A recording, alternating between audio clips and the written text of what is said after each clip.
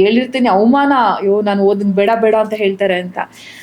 ಒಂದಿನ ಏನಾಯ್ತು, 10 ಗಂಟೆ ನ್ಯೂಸ್ ನನ್ನ ಫಿಕ್ಸ್ ಮಾಡ್ಬಿಟ್ಟಿದ್ರು. 10 ಗಂಟೆ ರಾತ್ರಿ 10 ಗಂಟೆ 9 ಗಂಟೆಯಿಂದ 10 ಗಂಟೆ ಸರ್ ರಂಗನಾಥ್ ಸರ್ ನಮ್ಗೆ ಇದ್ ಮಾಡ್ತಾರೆ, ಈಗ ಇವರು ಇದನ್ನ ನಡೆಸ್ಕೊಡ್ತಾರೆ ಅಂತೇಳಿ. ಓ ಪರವಾಗಿಲ್ಲ, ನನ್ನ ಹೆಸರು ಹೇಳ್ಬಿಟ್ಟು ಸರ್ ನನಗೆ ಹ್ಯಾಂಡ್ ಓವರ್ ಮಾಡ್ತಾರಲ್ಲ ಅನ್ನೋ ಖುಷಿ.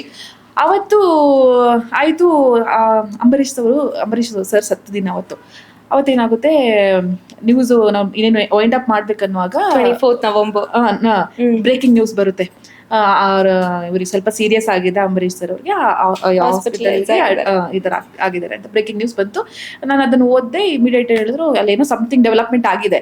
ಏನ್ ಮಾಡಿದ್ರು, ಇನ್ನೊಬ್ರು ಆಂಕರ್ನ ಬಂದು ಕೂರ್ಸಿದ್ರು, ದೊಡ್ಡ ಸೀನಿಯರ್, ನೀನ್ ಬೇಡಮ್ಮ ಹೋಗು ಅಂತ. ನಾನು ವೈಂಡ್ ಅಪ್ ಮಾಡಿ ನೀನು ಹೊರಗೆ ಬಾ, ಬೇರೆ ಒಬ್ರನ್ನ ಸೀನಿಯರ್ನ ಕೂರ್ಸಿದ್ರು.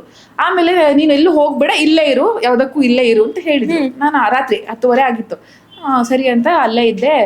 ಅವಾಗ ಇನ್ನೇನು ಅವ್ರಿಗೆ ನಮ್ಮ ಸೀನಿಯರ್ ಆ್ಯಂಕರ್ಗೆ ಹೇಳಿದ್ರು, ನೀನು ಊಟ ಮಾಡ್ಕೊಂಡ್ ಬಂದ್ಬಿಡು, ಅಷ್ಟು ತನಕ ಯಶೋಧನ್ ಕೂರ್ಸಿರ್ತೀನಿ, ಇನ್ನೂ ಅಷ್ಟು ದೊಡ್ಡ ಮಟ್ಟದ ಇನ್ನೂ ಡೆವಲಪ್ಮೆಂಟ್ ಆಗಿಲ್ಲ, ಅವಳು ಅಷ್ಟು ಗಂಟೆ ಹ್ಯಾಂಡ್ಲ್ ಮಾಡ್ತಾ ಇರ್ಲಿ ಅಂತ ಹೇಳ್ಬಿಟ್ಟು ಅವ್ರನ್ನ ಊಟಕ್ಕೆ ಕಳಿಸಿ ನಾನು ಕೂರ್ಸಿದ್ರು.